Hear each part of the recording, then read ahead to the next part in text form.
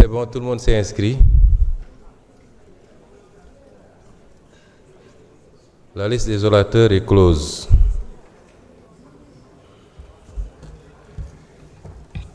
Nous avons comme orateurs inscrits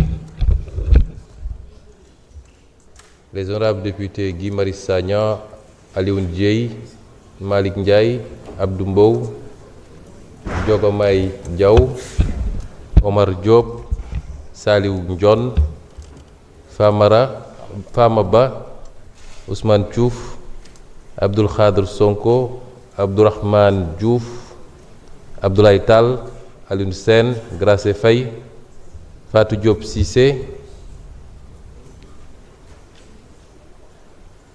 Fatou Ba, Fodé Mané, Abbas Ndiaye, Saï Cissé, Oulimata Sidibé, Sokhna Diarra Thiaw, El Hadj Ousmane Fall, Thierno Alassane Sall, Samba Diouf, Mohamed Aïb Salim Dafé, Mame Diarra Bey, Marie-Hélène Ndofène Diouf,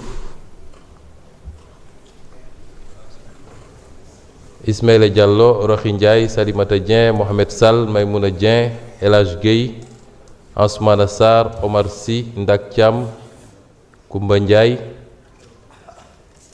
Abdoulaye Faye, Ndeye Awa Dieng, Khady Sarr, Aïcha Touré, soit 40 orateurs.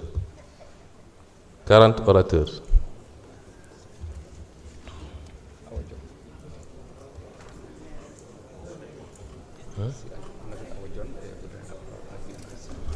Ok. Elle s'est inscrite. Vous êtes... Ça ne marche pas. Donc, Madame Awa Dione, 41 orateurs. La parole à l'honorable Guy Marius Sagna, premier intervenant.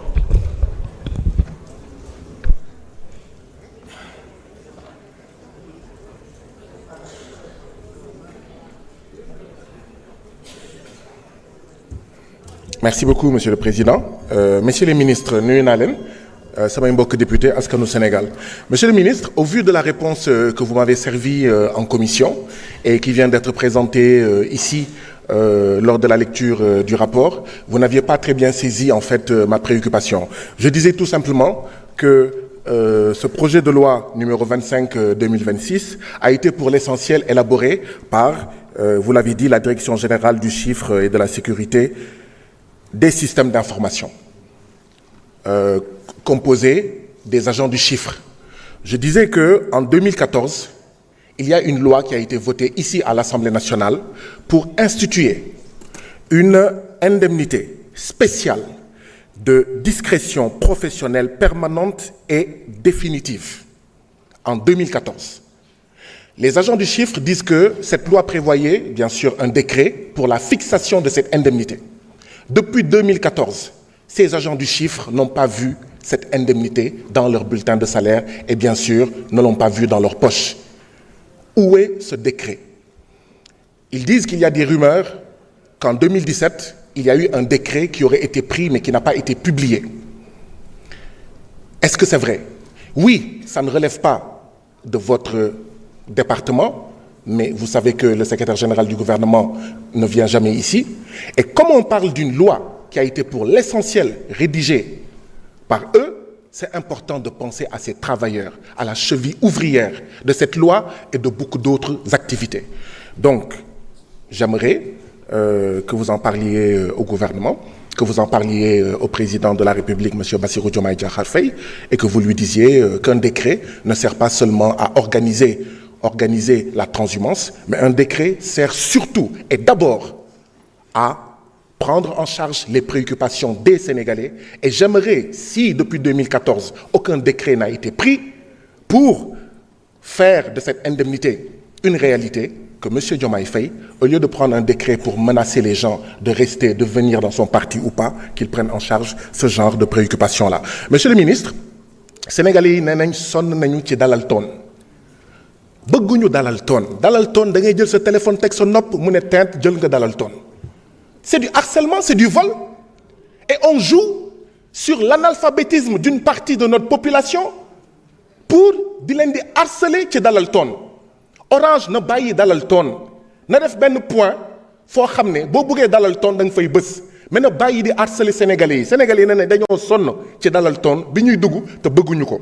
ñaareel bi sénégalais yi nee nañ mais ndax les produits des opérateurs téléphoniques ndax day nëpp mango day nëpp yàpp day nëpp jën day nëpp mais nga jënd sa crédit ñu ne la boo ko utiliser wul tey wala suba wala fii ak gannaaw suba day nëpp expiration sénégalais yi nee nañ loolu du dëgg du yoon. Monsieur le ministre, c'est les gens avant l'argent. Nous ne devons pas pousser les citoyens sénégalais à acheter régulièrement du crédit et à les appauvrir. Ils ont d'autres dépenses, am nañ leneen lu ñuy jënd. Donc foog ñu xoolaat foog gouvernement Sénégal bi xool ndax day bàyyi les opérateurs de téléphonie, d'accord, di naan suba mu jeex gannaaw suba mu jeex. Non. Donc bu ñu buggee tamit jouer sur le prix d'achat, sur mais xaalis bi nga xam ne les Sénégalais am nañ ko ñu mun ko dugal ci wér-gu-yaram wala feneen il faut que tamit lii ñu jóg si. Monsieur le ministre, quelles sont les raisons qui justifient la mauvaise couverture réseau dans des zones comme Kédougou, Matam, Ziguinchor, Kolda, etc. Monsieur le ministre, est-ce que la Sonatel investit dans la recherche-développement au niveau des universités, notamment en matière numérique? Monsieur le ministre, mais sujet de rédaction, est-ce qu'il y a une crise? ñëw nga commission wax nga tontu nañ la wax nañ tontu nga ñu xam nga ne amul crise institutionnelle yaa ngi fii tey est-ce que li ma wax am na crise? samay ñeent fukki naataango dinañ ñëw wax fii di nga gis ne amul crise. boo delloo na nga wax président Bassirou Diomaye Diakhar Faye na bàyyi di fay ay journalistes ak ay chroniqueurs pour wax ne crise am na. crise amul. crise amul de. xam nga lan moo am crise de la discipline indiscipline mais xam nga lu am crise amu fi trahison moo fi am xam nga lan moo fi am bu dee crise am na fi crise des valeurs mais candidat ca wax ca gor ca wax ca waaye crise institutionnelle amul.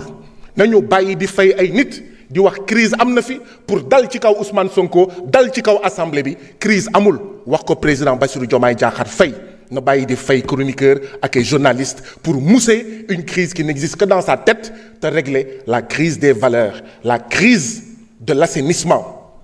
dañoo war a assainir l'arène politique sénégalaise changer ni ñuy defee politique te bañ di war askanu Sénégal di clignoter à gauche en campagne électorale buñ la falee nga tourner à droite loolu dafa war a jeex. donc crise amu fi mën nga ñëwaat tey ñëwaat suba ñëwaat gannaaw suba on va t'accueillir on va vous accueillir comme il faut et on parlera des problèmes des Sénégalais. Je vous remercie.